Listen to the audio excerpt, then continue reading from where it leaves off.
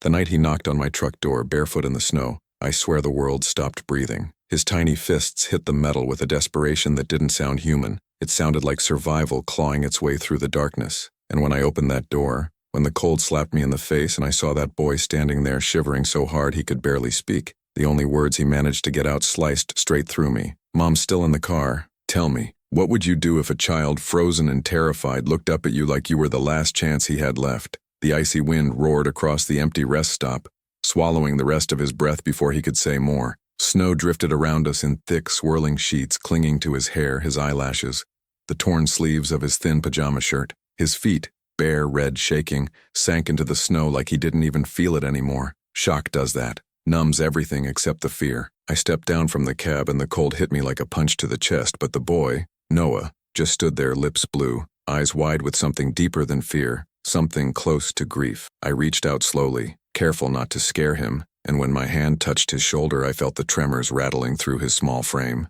He whispered again, voice breaking in the wind, "Mom's still in the car. She won't wake up." His breath turned to vapor in the air, floating away like tiny ghosts. I'd been hauling through storms for 20 years, seen accidents that haunt a man longer than he wants to admit, but something about the way Noah said those words, it felt like the night itself leaned in to listen. The smell of diesel mixed with the sharp scent of frost, burning my lungs as I crouched to his level. Snowflakes settled in his hair, melting instantly against his fevered skin. I asked him where the car was, and he pointed down the dark stretch of highway beyond the sodium lights, toward a direction that swallowed every sound. The road behind him was silent, too silent. No passing cars, no headlights, nothing but the wind dragging icy fingers across the pavement. Whatever had happened out there, it hadn't been long ago. I scooped Noah into my arms, feeling his cold skin through the soaked fabric of his shirt. He gasped at the warmth, clinging to me like he'd collapse if he let go. His heartbeat fluttered against my chest. Fast, frantic, desperate. I carried him into the cab, shutting the door against the storm, letting the heater roar to life. His breathing slowed just a little as the warmth wrapped around him, but his eyes never left the window. He kept whispering, "I didn't know what to do. I didn't know." No child should ever have to say those words. As the heater thawed his fingers, I grabbed a spare blanket from behind the seat and wrapped it around him. He didn't relax. He couldn't, but he held the blanket tight, rubbing his raw feet against it, like he was trying to remember what warmth felt like. I told him he was safe now, but he shook his head violently. "She's still out there," he cried, voice cracking. "You have to help her. Please, please, help her." The way he begged, like he thought I might say no, twisted something deep inside me. Miles Carter may be many things, but refusing a child's plea for help isn't one of them. So before I turned the key, before the rig growled to life and the headlights cut through the blizzard outside, I looked Noah in the eyes and promised him something I intended to keep with every breath in my body. We were going back for his mother, and we weren't leaving without her. And if you're hearing this now, really hearing it, then understand why I ask you to like this video. Stories like this matter. They show the truth of the road, the dangers most people never see, and the people who need someone to act when no one else will. Your support helps these stories reach the ones who need to hear them most. The moment I eased the rig back onto the highway, the blizzard swallowed us whole. Snow whipped across the windshield so violently it looked like the night was trying to blind us. The wipers fought to keep the view clear, screeching under the weight of ice. Noah sat in the passenger seat wrapped in the blanket, watching the darkness ahead with a kind of focus only terror can sharpen. His small breaths fogged the glass,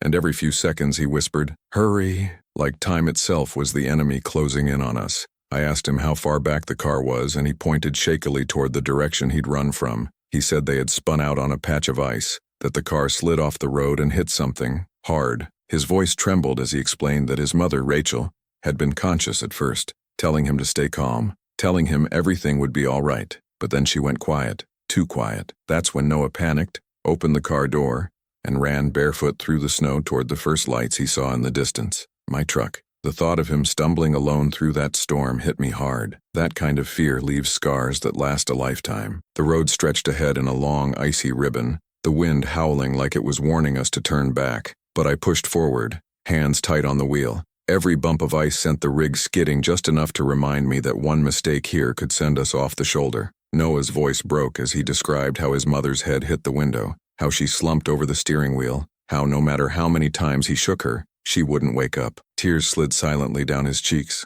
mixing with the red from the cold burn on his skin. My chest tightened with every word he spoke. Nights like this don't forgive hesitation. They don't forgive fear. They demand everything you've got and more. I kept scanning the shoulder, looking for tracks, anything that could tell us where the car had gone off. The blizzard had nearly erased the world, turning every shadow into a threat, every drift into a trap. But then Noah pointed out a faint gap in the guardrail ahead, twisted metal, bent outward, a sign that something heavy had crashed through it. I slowed the truck, easing it to the side of the road. Noah pressed his face to the window, breath trembling as he recognized the spot. His small voice cracked into a whisper. That's where it happened. I grabbed a flashlight, told him to stay in the cab where it was warm, but he grabbed my sleeve with surprising strength. Don't leave me alone, he pleaded, eyes wide and terrified. I hesitated. One moment was all it took, then nodded. Stay close, I told him, and hold my jacket. He practically glued himself to my side. The wind hit us like a wall the second we stepped out. Snow pelted our faces, stinging like needles. My boots sank deep into the drift as I shined the flashlight down the slope beyond the broken guardrail. The beam cut through the darkness, and there it was, a small sedan half buried in snow, nose smashed against a tree trunk, steam still rising from the hood. The passenger side was crushed inward. The windshield cracked like a spider web. It looked like death waiting to be confirmed. Noah gasped so sharply it tore through the storm. "Mom!" he cried, and before I could stop him, he slid down the snowy embankment toward the wreck. I yelled for him to slow down, but fear had already taken control of his small legs. I scrambled after him, boots slipping, snow grabbing at my ankles, and in that moment, a kid running toward the broken shell of hope and me chasing him through a storm that didn't care whether we made it or not. I realized this night was about to test me in ways I wasn't ready for. Noah reached the driver's side door before I did, pounding his fists against the glass with a desperation that sliced straight through the storm. "Mom! Mom, wake up!" His voice cracked into something raw, something that shouldn't belong in the throat of a child. I grabbed him gently but firmly, pulling him back just enough so he wouldn't cut himself on the shattered edges of the window. The flashlight beam trembled in my hand as I leaned closer to the glass, wiping away layers of frost. And then I saw her, Rachel Ellington, slumped forward over the wheel, her hair tangled, her skin pale against the cold glow of the dashboard. For a moment, fear coiled in my gut like a living thing. Her chest wasn't moving. Her head rested against the steering wheel at an angle no one should ever see. Snow had blown in through the cracks, settling over her shoulders like a cruel blanket. Noah sobbed, gripping my jacket with both hands, begging me to do something, anything. I swallowed hard, shoved the fear down, and yanked on the frozen door handle. It didn't budge. I tried again, throwing my shoulder into it. Nothing. The metal had bent inward from the impact, trapping her inside like a coffin. I circled to the passenger side, slipping on ice, catching myself on the crumpled hood. The passenger door was worse, crushed deep into the seat, glass everywhere, jagged metal like teeth, no way in. Noah stumbled after me, crying so loudly the sound seemed to fight the wind itself. "She's dying," he screamed. "Please help her." His voice shattered something in me. I cupped his face in my hand, looked him dead in the eyes, and told him she wasn't gone. Not yet. I couldn't let him break. Not when he'd fought so hard to get me here. I smashed the rest of the driver's window with my elbow, pain shooting up my arm as glass rained down inside the car. The cold hit me like a wave as I reached through the opening, brushing snow off Rachel's neck, feeling for a pulse. For one terrifying second, there was nothing. Then, faint, uneven, but there, a flutter, a heartbeat. Weak, fragile, but alive. "She's breathing," I said, voice thick with relief. Noah collapsed to his knees, sobbing into his hands, the weight of hope hitting him so suddenly, it nearly crushed him. I needed to stabilize her, warm her, get her breathing stronger, but the storm wasn't giving us time. I reached through the broken window and carefully tilted her head back, opening her airway. Her breath came out shallow and icy. The cold was shutting her down from the inside out. Hypothermia doesn't ask permission, it just steals. I wrapped my arms around her shoulders, preparing to pull her through the broken frame piece by piece. My ribs pressed painfully against the jagged metal, my jacket snagging and tearing as I lifted her. Noah kept whispering her name, repeating it over and over like a mantra, like if he said it enough times she'd open her eyes. She didn't, not yet, but her breath steadied just slightly as I worked her free. The moment her body cleared the window, she sagged into my arms, limp and ice cold. I hoisted her against my chest, feeling her pulse flutter weakly against my wrist. Her cheek brushed my shoulder, cold like stone. A chill ran through me that had nothing to do with the storm. She didn't have long. As I carried her up the embankment toward the truck, the wind screamed around us, trying to rip her from my arms.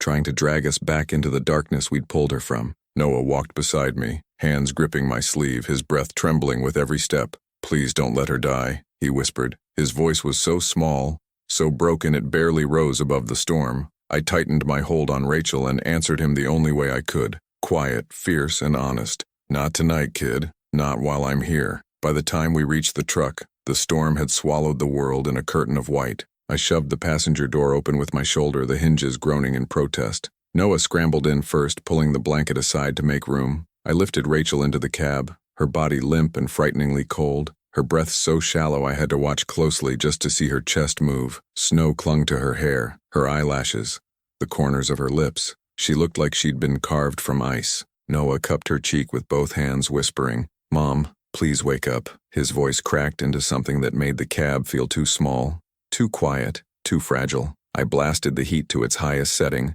the vents roaring to life as warm air fought against the brutal cold that clung to her skin. I pulled off my jacket and wrapped it around her shoulders, rubbing her arms, trying to force warmth back into her body. Hypothermia steals a person slowly, first the mind, then the breath, then the heart, but she still had a pulse, weak, but there, the kind you fight for, the kind you don't give up on. Noah watched me with wet, terrified eyes, waiting for some sign, any sign, that she was fighting back. Her head slumped sideways toward me. I repositioned her gently, opening her airway again, listening for breath. The cab lights flickered as the heater struggled against the storm's fury. Every second stretched into something heavier, like the night was testing how much weight we could carry before breaking. I kept rubbing her arms, her hands, her shoulders, anything to pull her closer to consciousness. "Come on, Rachel," I whispered under my breath. "Stay with us." Noah nodded rapidly, as if trying to lend her strength with every breath he took. I reached for the radio, calling for emergency assistance. Static crackled so loudly it made Noah flinch. The storm had swallowed the signal. I tried again. Nothing. I grabbed my phone next. No service. No bars. Not even a flicker. Out here, in weather like this, we were cut off from the world. It was just the three of us in a freezing metal box fighting time we couldn't see. Noah started crying quietly, burying his face in Rachel's shoulder. I put a hand on his back, steady and firm, grounding him. "We're not done," I told him. "We're not losing her." Her fingers twitched, just barely, but enough to freeze both of us. Noah gasped, lifting his head. "She moved," he whispered, hope rushing into his voice like a flood. I leaned closer, watching her eyelids flutter, the faintest sign of life pulling its way back through the haze. Her lips parted, a shallow breath escaping them. She wasn't awake.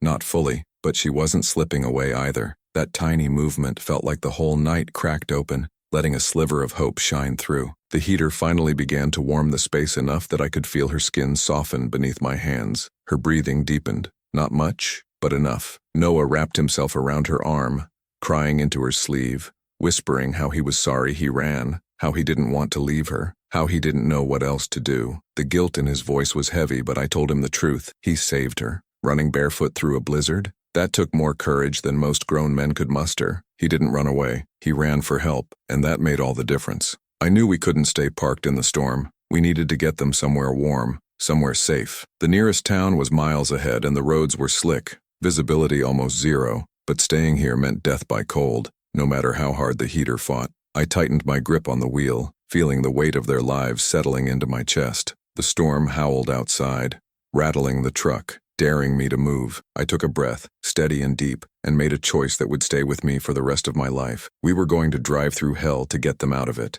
The rig lurched forward as I eased it back onto the highway, the tires fighting for grip on the slick ice beneath us. The storm roared against the windshield like a living creature trying to shove us back. Snow blasted across the glass so thick it looked like we were driving straight through a wall of white. The wipers strained, their rhythm frantic and uneven. Noah held his mother's hand with both of his small shoulders shaking as he whispered over and over, "Hang on, Mom. Please hang on." His voice was so small, swallowed by the wind, but determined, like he refused to let the night take her. Rachel's breath came in shallow, uneven pulls, her body still trembling despite the heater blasting full force. I kept glancing at her between the streaks of snow, watching for any sign she was slipping again. Her head rested against the seat, eyes closed, skin pale but no longer the unsettling shade of blue it had been in the car. She was fighting, slowly, weakly, but fighting, and that meant I had to fight the storm twice as hard. Every mile felt like a battle, every turn a negotiation with nature itself. The road vanished beneath us,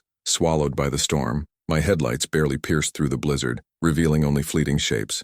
Snowbanks, roadside markers, the faint outline of pines bending under the weight of ice. The kind of night where one wrong move sends 18 tons of steel spinning into darkness. My jaw clenched as the rig skidded slightly on a patch of black ice pulling hard to the right. Noah gasped, gripping the seat with wide eyes. I corrected the wheel carefully, keeping my breath slow, steady. Panic kills on nights like this. Calm saves. We crawled forward at a pace that felt painfully slow, but speed wasn't the goal. Survival was. The nearest town was still nearly 15 miles away. Under normal conditions? A short drive. Tonight? It felt like crossing an entire state blindfolded. I leaned forward, squinting through the snow as if I could force the storm back by will alone. The engine groaned beneath us, the heater working overtime, the tires hissing as they cut through slush and ice. Every part of the truck was fighting, just like Rachel. A sudden gust slammed into the side of the rig, tilting it just enough to churn adrenaline through my veins. The whole cab rattled. Noah yelped, throwing his arms around his mother to protect her. I held the wheel tight, muscles burning, keeping the truck aligned as the wind tried to shove us into the ditch. For a full 3 seconds, the storm owned us. Then the tires gripped again, pulling us back into the lane. My pulse hammered, but I kept going. Stopping wasn't an option, not with Rachel fading in and out behind me. Minutes, or maybe hours. The storm made time impossible, passed before something flickered through the white haze. A light, dim at first, then brighter. A street lamp, then another. The outline of a gas station sign emerged through the storm like a lighthouse through a raging sea. Noah gasped, hope rushing back into his voice. "We're close," he cried. I felt it too.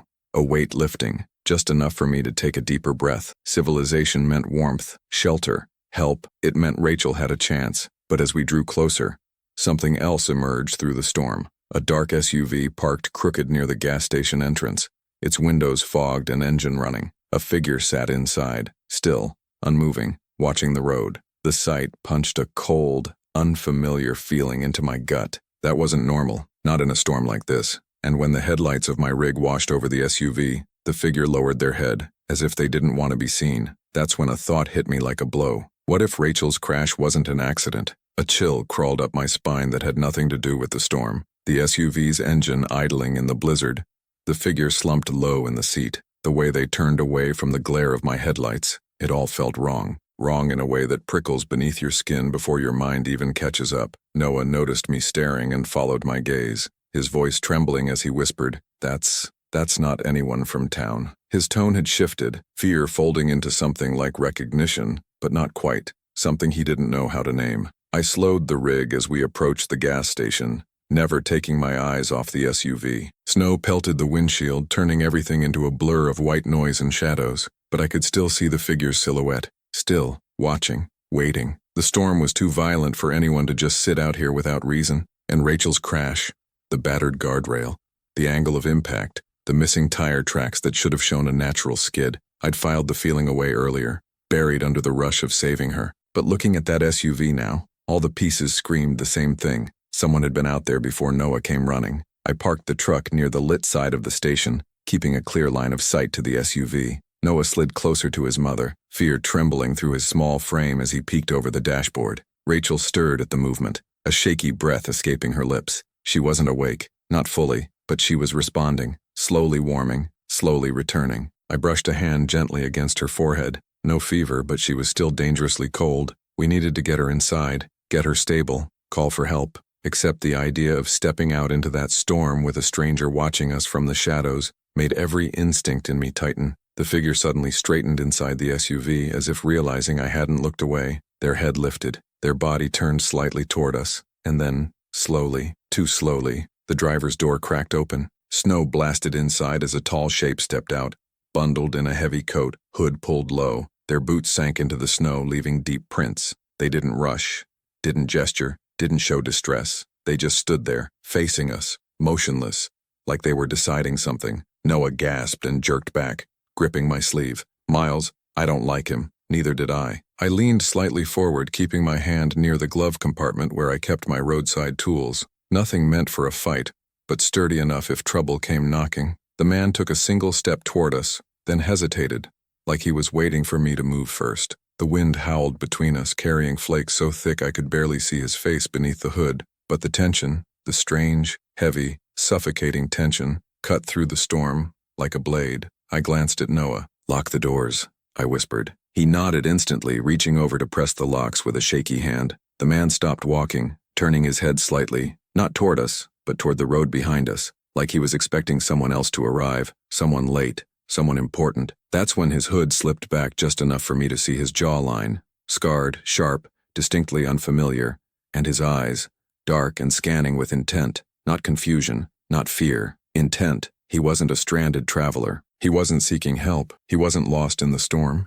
He was looking for someone, and when those eyes finally locked onto mine, something cold crawled through my chest, because I recognized that look. I'd seen it on men who didn't knock on doors. They broke them down. Men who didn't ask for help.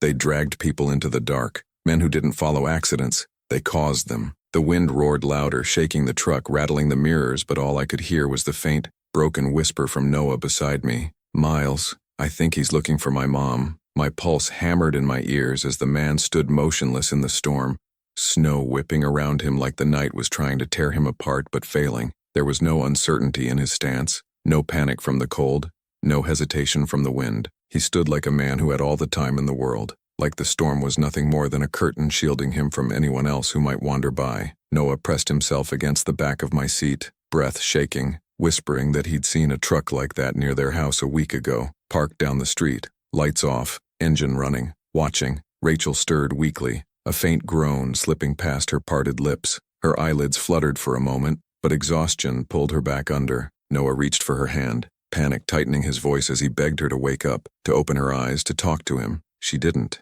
and the man outside tilted his head slightly when he heard Noah's voice, like a predator catching the sound of wounded prey. That tiny movement, it made the air in the cab turn heavy, suffocating. He took another step forward. I breathed slow and deep, steadying myself. I'd dealt with men like this before, men who carried danger the way others carried their wallets. Men with a quiet kind of violence, the kind that doesn't need shouting. I cracked the window just enough for my voice to carry through the storm. "You need something?" I asked, keeping my tone steady but sharp. His head lowered slightly, as if he were analyzing me, measuring me. Then he took another step, boots crunching into the snow with eerie calm. "Your truck was the only one running," he said, voice muffled by the wind. "Wanted to see if you had chains. Roads are bad. Chains." A lie so thin I could see through it from a mile away. I didn't blink. "Station's closed," I said. "Storm hit hard. You should keep moving." His jaw tensed. His fingers flexed at his sides. He didn't turn back toward his SUV. He didn't nod and walk away. Instead, he leaned slightly forward, trying to see into the cab, squinting through the snow to get a better look at whoever was inside. And when his eyes flicked over Rachel's faint silhouette, something dark lit up behind them. Recognition, focus, and then his lips curled, just barely, into a smirk. That expression told me everything I needed to know. This wasn't random. He wasn't stranded. He wasn't lost. He had followed us. Or rather, he had followed Rachel, and the storm hadn't trapped him out here. It had helped him,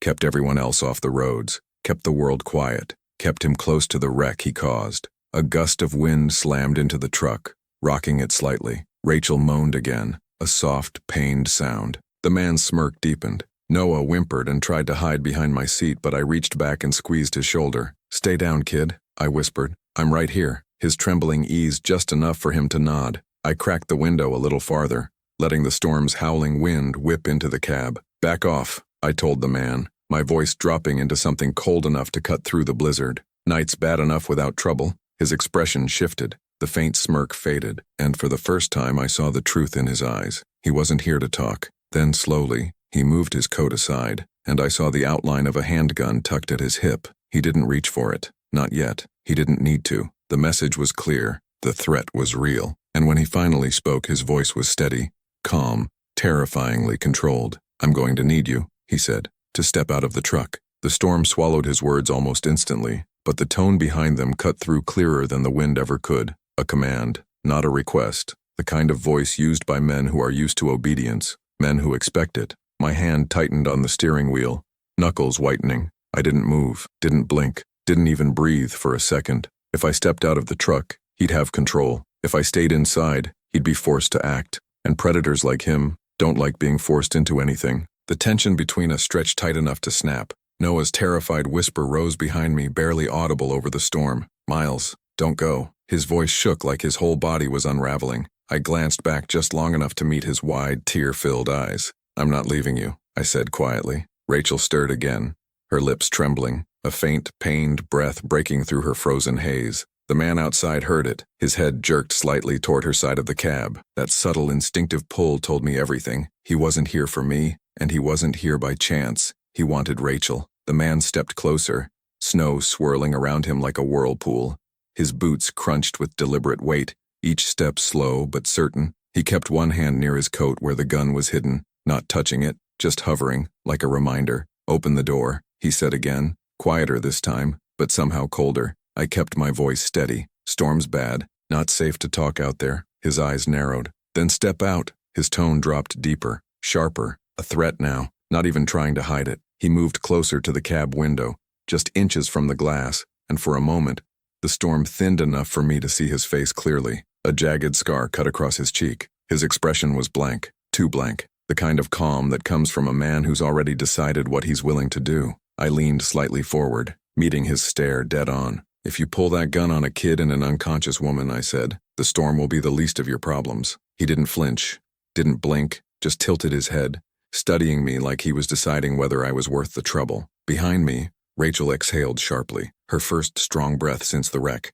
Noah gasped and grabbed her hand, hope sparking in his voice as he whispered, "Mom." It wasn't loud, but it was enough. The man's eyes snapped to the sound, and in that fraction of a second I saw something flicker across his expression. Not surprise, not guilt, something darker, something like satisfaction, as if he'd just confirmed exactly what he came here looking for. He lifted his coat a little higher, showing the gun clearly this time. I shifted my hand toward the glove compartment, fingers brushing the handle of my heavy metal flashlight. Not a weapon on a normal night, but tonight it was the thin line between survival and disaster. The man took another step forward, boots sinking deep into the snow. "Open the door," he repeated, slow and deliberate, "or I open it for you." His fingers brushed the gun's grip, enough to send Noah into silent sobs, enough to make the storm itself feel like it was holding its breath. I didn't have time to think, only time to act. I slammed my hand against the horn. The blaring roar exploded through the storm, shaking the air, startling the man backward. Snow flew up around his boots as he stumbled, and in that split second, while he flinched, while he reached instinctively for his weapon, while the storm swallowed his balance, I threw the truck into gear. The rig jerked forward, and the night erupted into chaos. The rig lurched violently as I punched the accelerator, snow spraying behind us in a blinding arc. The man stumbled backward, caught off guard just long enough for me to put 10 feet of steel between him and the cab. The headlights carved through the blizzard, illuminating his silhouette as he regained balance and reached for his gun. I yanked the wheel hard, tires growling over the ice, angling the truck so the cab shielded Noah and Rachel from his line of fire. The horn still blared, vibrating through my chest like a warning shot to the world. Noah screamed, ducking down, covering his mother with his small body. "Miles," he cried. "He's gonna shoot." The man raised the gun, squinting through the snow, trying to line up a shot despite the wind whipping around him. I could almost see the calculation behind his eyes.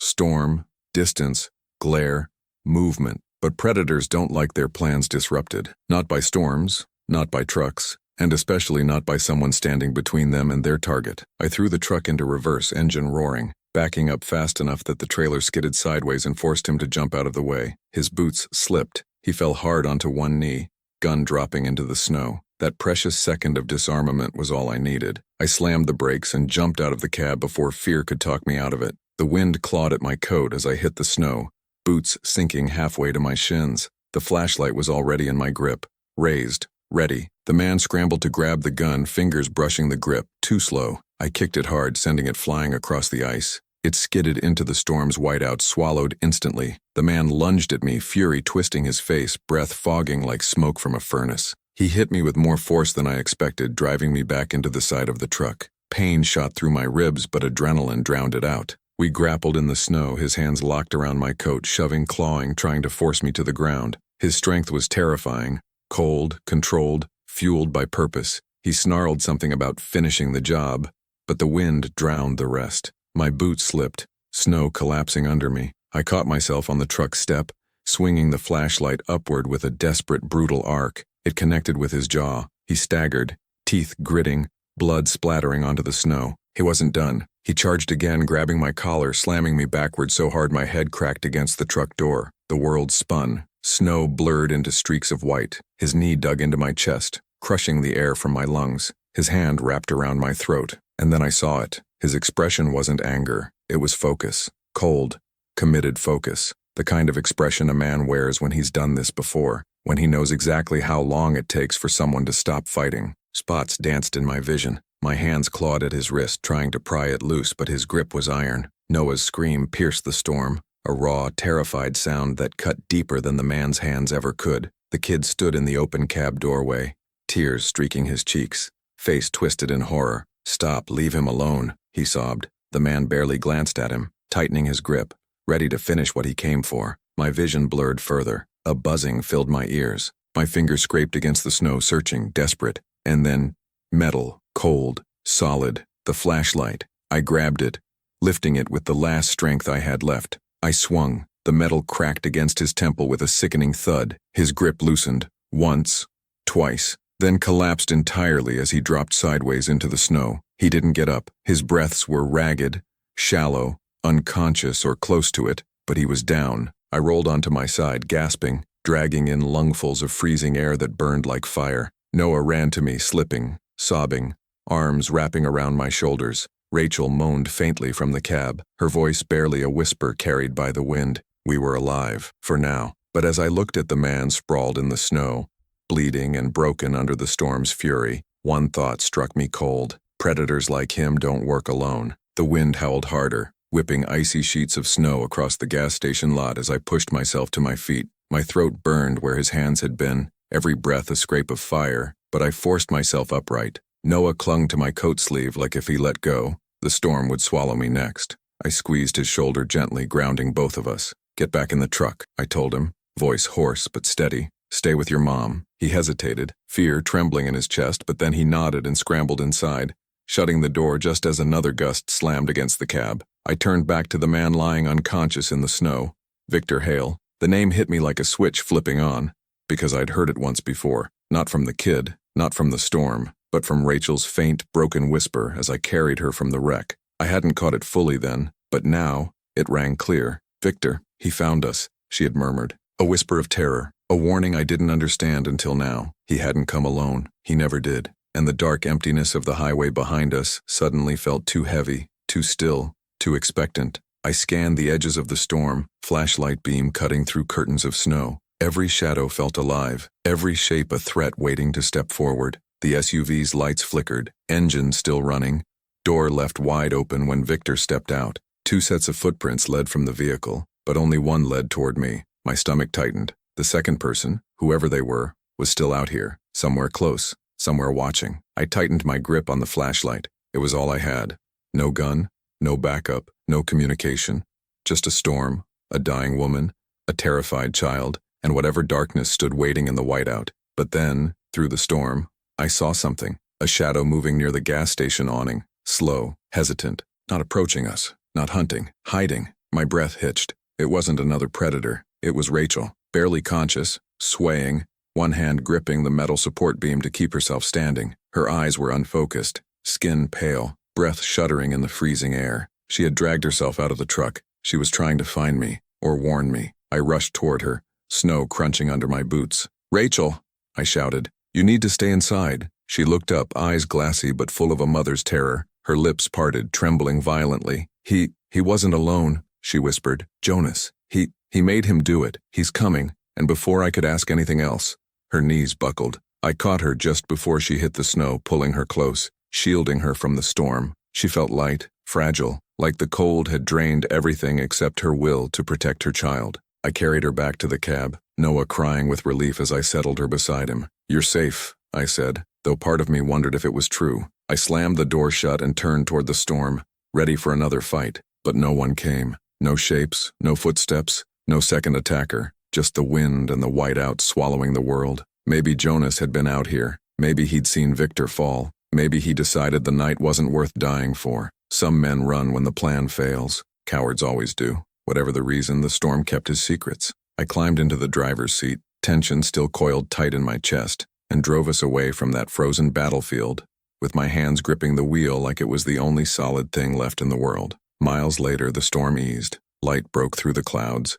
Emergency crews met us halfway, rushing Rachel and Noah into warm ambulances, wrapping them in blankets, checking their vitals. Rachel held my hand before they wheeled her inside, whispering, "Thank you for saving my son." It wasn't just gratitude. It was a kind of broken relief only a mother could carry. And when Noah hugged me, tight, fierce, tearful, it carved itself into me deeper than any bruise Victor had left behind. Nights like this, they stay with a man. They remind him why he doesn't pass by headlights on the shoulder, why he opens the door when someone knocks, why he fights when nobody else will. So if you're still here listening to this, if you felt that storm, that fear, that fight for life, then let this story mean something. Hit the like button so more people hear what danger looks like when it comes crawling out of the dark. Subscribe, because the road is full of voices that need someone to tell their truth. And stick with me, because out there, past the next mile marker, past the next storm, past the next quiet stretch of highway, someone else is going to need help.